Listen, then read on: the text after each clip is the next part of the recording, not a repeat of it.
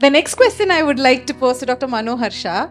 All of us have started our career. We are in different phases of our career. And when we look at finance, how much money is enough money to start investment?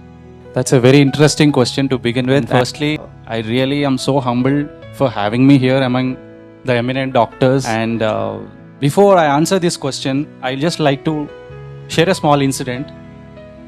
So I think I was in my MBBS second year or something. I came home from holidays and my father was an ENT surgeon. He was busy practitioner that time. And one evening, once he came back from his OP, one day I sat and I was asking, "Dad, how much money do you make?" He just laughed at me. He didn't answer. Then we went over dinner. I asked the same question. Yes, Dad, how much do you make? So that I'll have to have some estimation that once I become a doctor, how much should I make? He said some figure.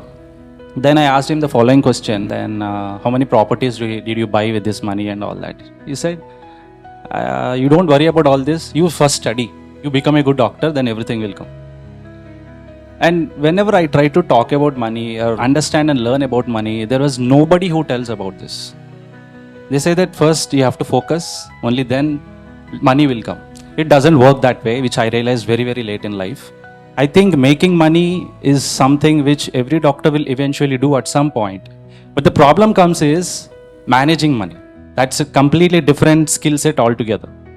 And coming back to the question, how much is required for investment? I think that's a very gross question and you cannot answer it. There is no one answer for everybody sitting in the room. But still, if I have to answer, first thing what we have to understand before investment is, are you insured first?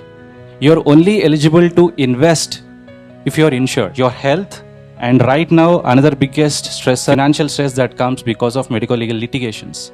Without having professional indemnity insurance, without having a health and term insurance, we are not qualified to invest. That has to be covered. This is a ground rule which I understood. Second thing is, once we get salary, most of us what we do is 30 to 40% of our income goes to EMIs. EMIs, rentals, electricity, child's education, etc., etc. And then you think, okay, I have this much money, I'll invest this much probably. But usually most of the times that doesn't work. So what I do, what I have learned from financial experts is the first day of what you get has to go into investment. It's like income minus investments is equal to expenses. What we do is income minus expenses, what is left we invest. This ratio, this equation has to be reversed first. That's a ground rule one. Second, I think the minimum investment should be minimum 20 to 25% of your salary per month. If you're making around 2 lakhs, you have to invest at least 40 to 50,000.